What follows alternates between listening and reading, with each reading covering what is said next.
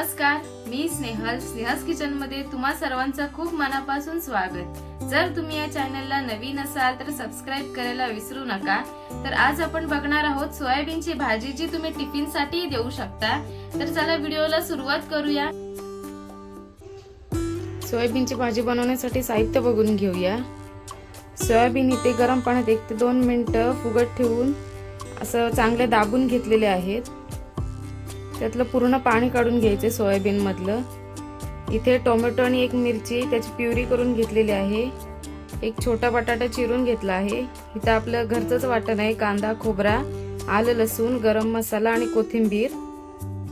ते बारीक चिरलेला कांदा, मोहरी, जिरं, मीठ, हळद, तिखट, हिंग, आलं लसूण पेस्ट, कढीपत्ता, धने पावडर, जिरा पावडर आणि सब्जी मसाला घेतला आहे। कढईत तेल तापलेलं आहे, त्यात मोहरी, जिरं,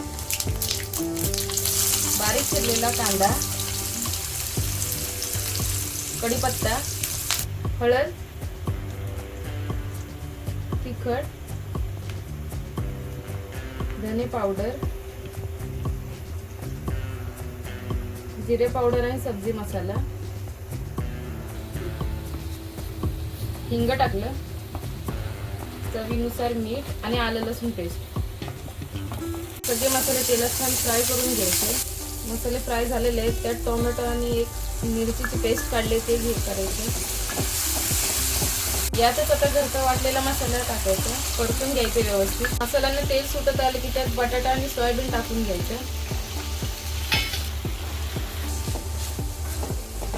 बटाटा आणि सोयाबीन शिजण्यासाठी थोडं लागेल तसं पाणी घालूया।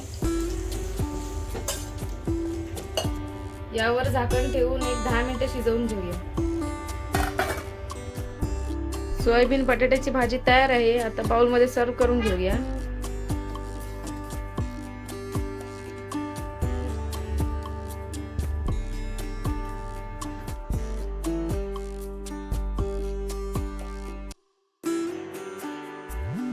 तर आज आपण बघितलं सोयाबीनची भाजी, तेही घरच्या साध्या सोप्या पद्धतीने। ही रेसिपी तुम्ही नक्की ट्राय करून बघा। कशी वाटली ते कमेंट मध्ये कळवा। हा व्हिडिओ आवडला असेल तर लाईक, शेअर, सबस्क्राइब करायला विसरू नका। भेटूया पुढच्याच रेसिपीज मध्ये। तोपर्यंत स्वस्त रहा, मस्त रहा। धन्यवाद।